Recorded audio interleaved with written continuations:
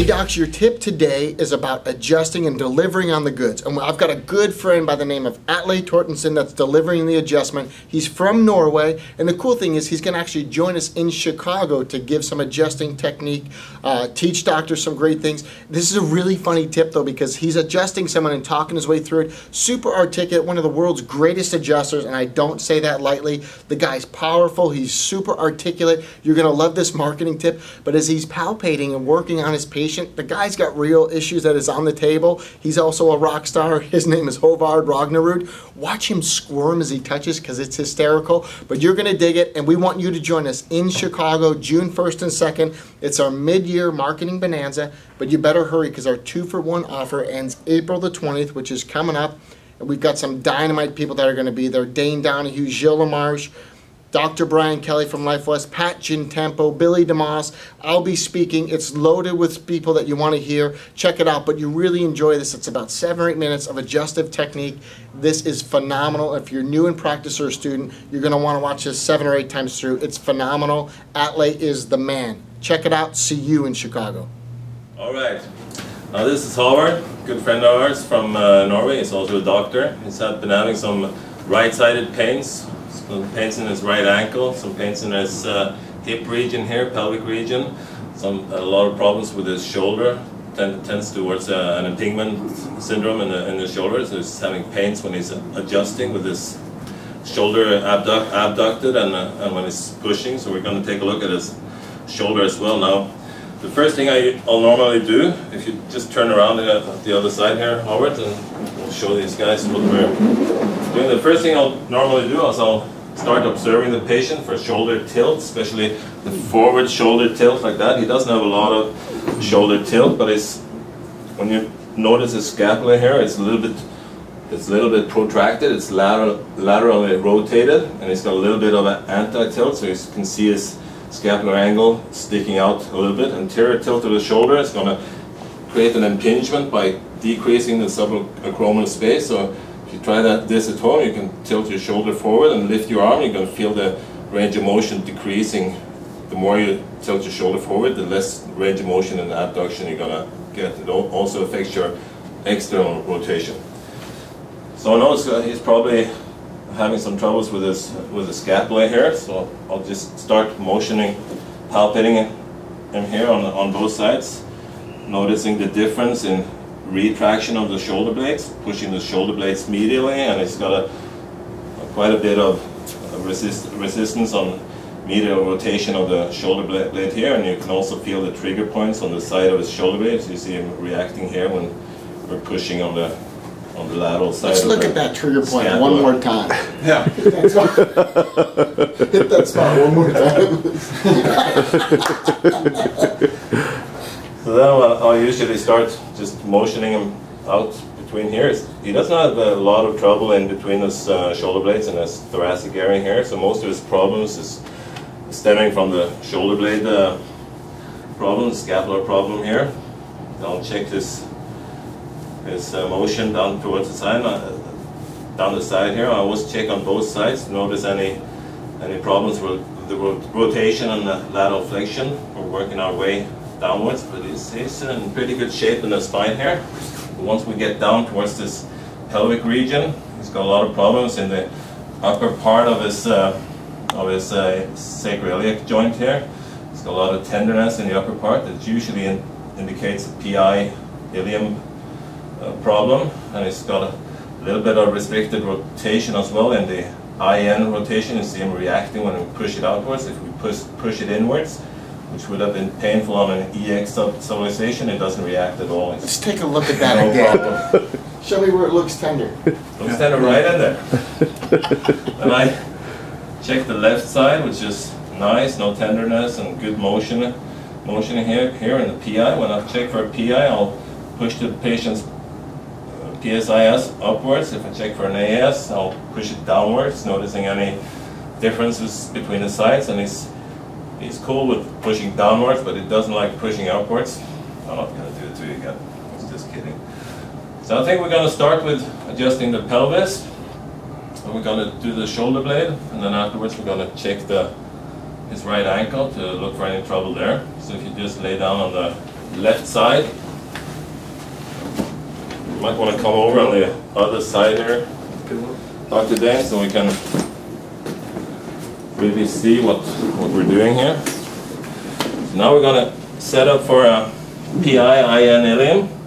We're going to push it upwards and we're going to push it outwards to correct for the IN. So the first thing we got to be aware of is the patient positioning on the table. We have him on this is kind of narrow table, so I'm putting him on the middle of the table, but in a regular pelvic bench I will put him on the third of the bench that is closest towards me. We want him in a straight line from his leg all the way up and all the way up through his shoulder.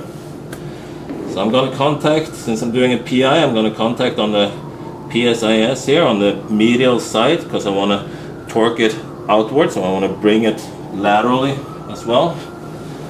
We're going to get a nice and specific contact here. Always be careful with the contact. If you look at old videos from the masters of adjusting, like Dr. Gonstead, you see that he's really meticulous about his contact, and then we're going to come down and adjust it outwards. There you go, like this.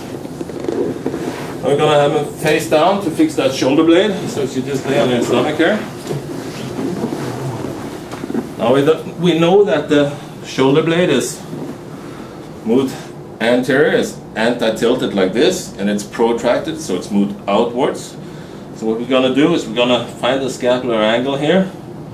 It's all the way out here because it's protracted, it's twisted laterally like this. So we're going to find the scapular angle, then we're going to take out the anti-tilt by just lifting his shoulder, putting some pressure on the scapular angle here, just holding it there. Notice that his shoulder is now not dropping forward, so we're going to adjust it P to A, and with the torque, medial torque, so we're adjusting it like this.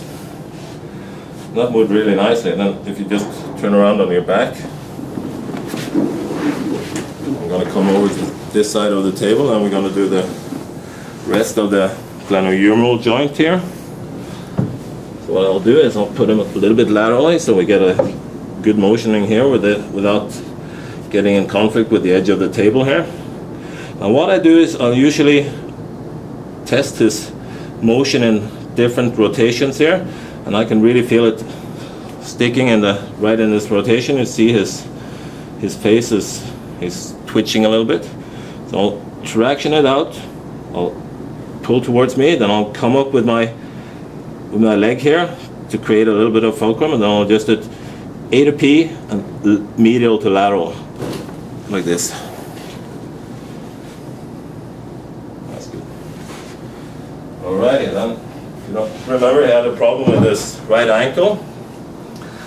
First thing I'll usually start with, he's been a handball player, so he's had a lot of inversion sprains.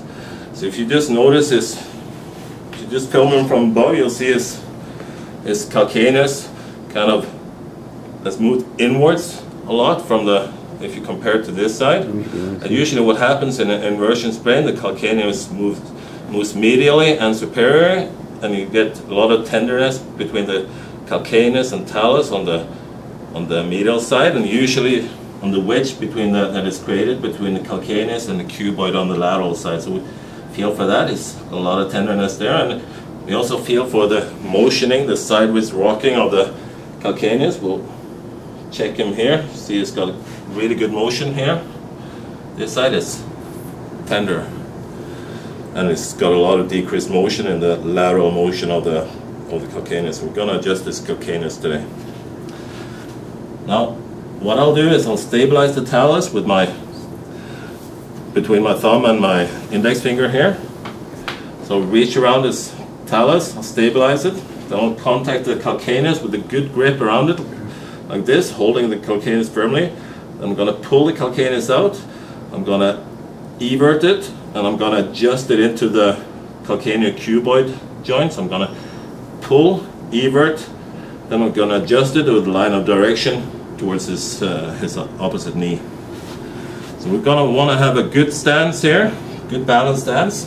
We're going to want to dorsiflex his ankle because that takes out a lot of the pressure. Now he's really sore, so we're going to have a light touch and a fast adjustment. So it's going to be like, there you go, like this.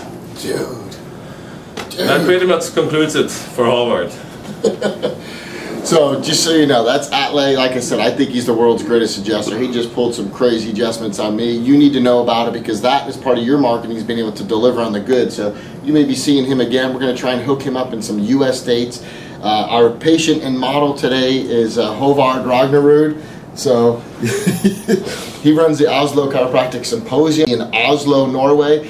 April 14th, 15th. April 14th and 15th. It was the 29th. Now it's April 14th and 15th, 2012. Joe Dispenza. Two great Norwegians, these guys, but they're bringing some great chiropractic to Norway. Joe Dispenza, Dane Donahue, who's also working the camera. Jeff Spencer. That's this year. That's this year. So be there, Oslo. This is Atle, and Docs keep rocking.